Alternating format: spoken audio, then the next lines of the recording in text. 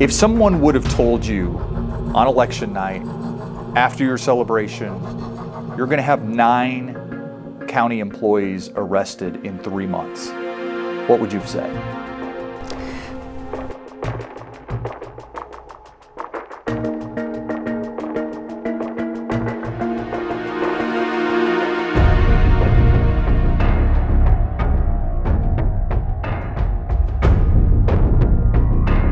What would you have said? I can't say I would have been surprised. When you run a large organization, whether it be a law enforcement agency, a bank, some sort of a company, things like that happen. It's how you handle them that sets you apart from everybody else. But it's such a short period of time here. I mean, it's like you just get. Do you feel like you just get past one, and then something else happens? When you've got 2 teams specifically out proactively searching for information and looking for that sort of activity and knowing full well that you're going to hold people accountable, you can't say it's a surprise. It is a disappointment when it happens, but you can't say it's a surprise. We're humans, whether we're state peace officers or hold some sort of a professional license of any kind, we're humans, and it happens. But again, you just need to make sure that you're holding people accountable and you're putting the right message out there to the public that, look, when this happens, we will handle it professionally, thoroughly, and make sure that people are held accountable. Is there a common thread between any of these? Meaning what? Like, do you think it's part of a previous culture? Do you think it's part of, just what was normally happening here before you took over? I know that looking through things, I have certain tools at my disposal that weren't available to previous administrations. I have a dedicated public integrity unit that I knew that was something that we were missing. When I came in, that was my last job with the SAPD, was I ran the public integrity unit at that agency. So when I came in here and I started taking stock of things that existed, didn't exist, when I found that I didn't have a public integrity unit, to me, that was like somebody telling me I didn't have a homicide division. Like, it just didn't make sense to me. So I set about building it. And so I set about recruiting. I purposely left some openings on my command staff because I knew that once I got in, I'd have to fine tune. And so I purposely set out to recruit somebody from an outside agency that had that skill set and other skill sets that we were looking for. And I found that person, and we built that unit around that person.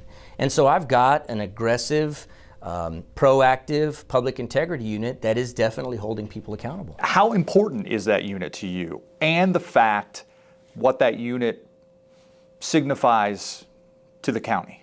Something like that has to exist.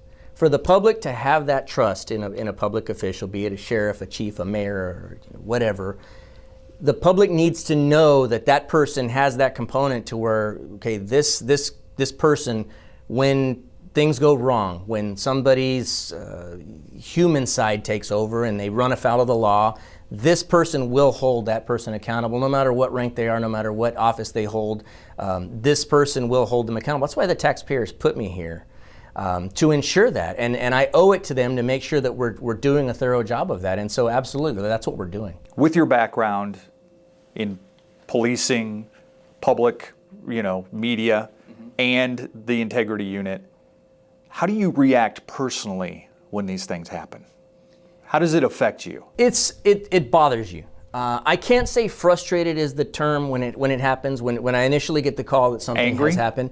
Angry is a good word for it. Frustration would imply that I'm throwing my hands up and I don't know what to do. I know exactly what to do in a situation like this. I've been an internal affairs investigator. I've been a public integrity supervisor. I've managed the public image of an entire agency, bigger than the sheriff's office even. So I know, as far as messaging and as far as handling that situation and making sure that by law we're keeping the investigations separate but concurrent, holding them equally important. I know what to do. I know where all the pieces fall. So it's just a matter of doing it. Do you feel like you're at the point where you're in danger of this overshadowing your department?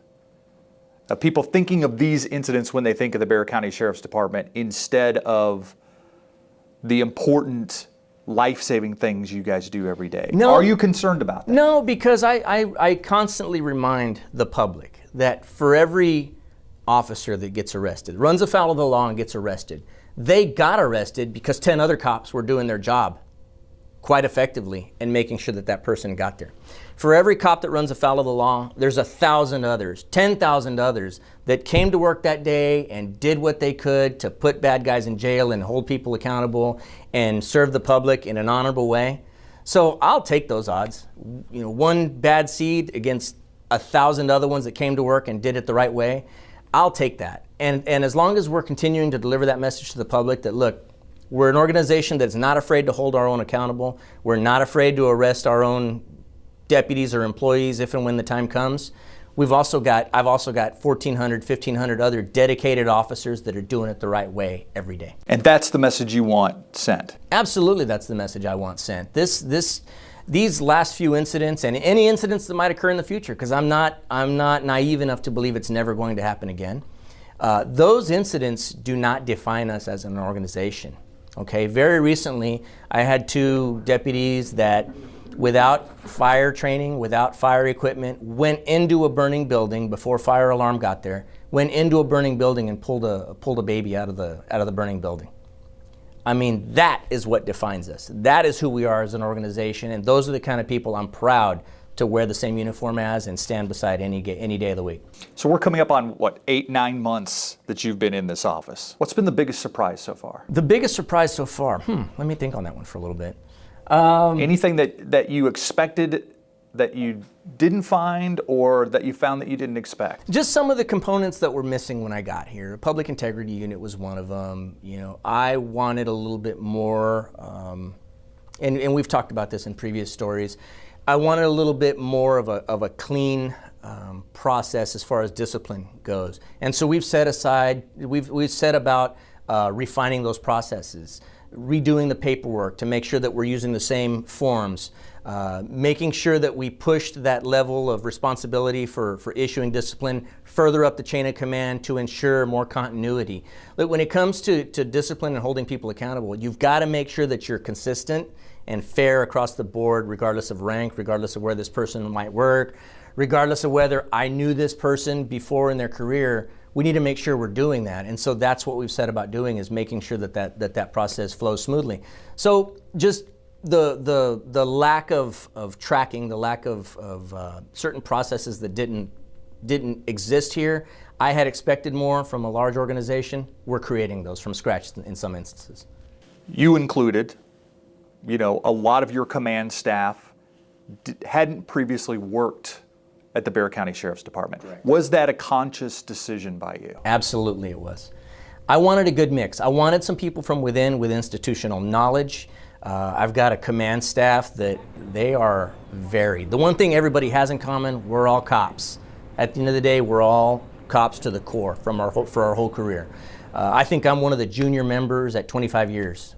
Everybody else is 30, 31 years, 34 years of law enforcement experience. But yes, I went out and I recruited specific skill sets from federal agencies. I've got 3 retired federal agents, supervisory federal agents on my command staff. I've got people from within. I got one person that came with me from the SAPD. But again, they have specific skill sets that I was looking for to plug into a specific job within the organization. Before you were here, you worked very closely, obviously, with Chief McManus. Yes, sir. Has he been an influence on you? Absolutely. Do you take anything from him that Absolutely. you're like, oh, I remember how he reacted in that situation? Yes.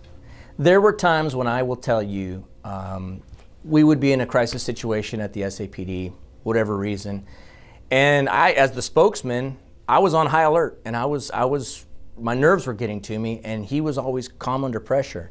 And it would unnerve me. And I would ask him, how can you be calm at a time like this? And he would, look, I remember like it was yesterday. He'd say, did you create the situation? Well, no. No, I didn't. Can you fix it right now? Well, no, I can't. Okay, it'll work out. We just got to do the right thing, and it's going to work out. So just relax, and let's just handle the situation. And so I learned that calm under pressure from him. Yeah. One of many lessons, I'm sure, that Absolutely. you learned from him. And at the time, I didn't know that he was training me for something bigger. He didn't know he was training me for something bigger. I was just kind of learning as we went, and I learned a lot. I learned a lot how to be a good spokesman from him. I learned a lot how to be a good leader from him. Did you ever have any doubts when you were running that you were going to win? Because Sheriff Pomerlow was a well-known sheriff, if nothing else. I mean, a lot of people thought you were a bit of a long shot to win this. Sure. Did you ever, in your heart of hearts, think, God, this might not happen? No. Really? Absolutely. Because I was in and here's perfect case in point. I was in a job that I felt I was born for. I was the spokesman at the SAPD without knowing a lot about my background. I grew up in radio and TV as a kid. Yeah. That was my dream job. I called it, I was playing in my Super Bowl. Like, I could have stayed in that job for the rest of my career and been happy. I was willing to walk away from that because I knew that I was going to get, I knew it in my heart of hearts that I was going to get this job. Yeah. Interesting. No, never a doubt. Nope.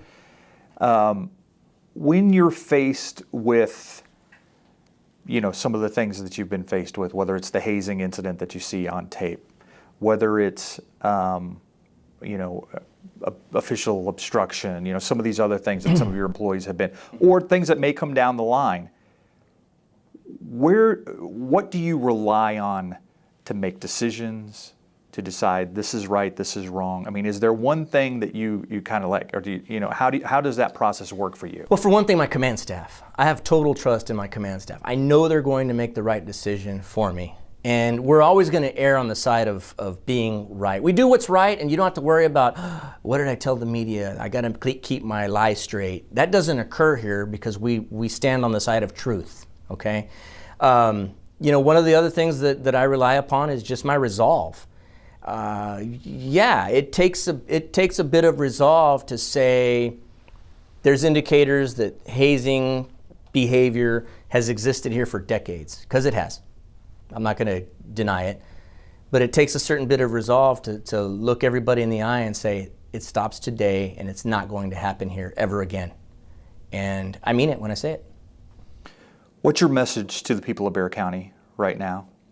8 months into your tenure here. To the people of Bexar County, I am having the time of my life.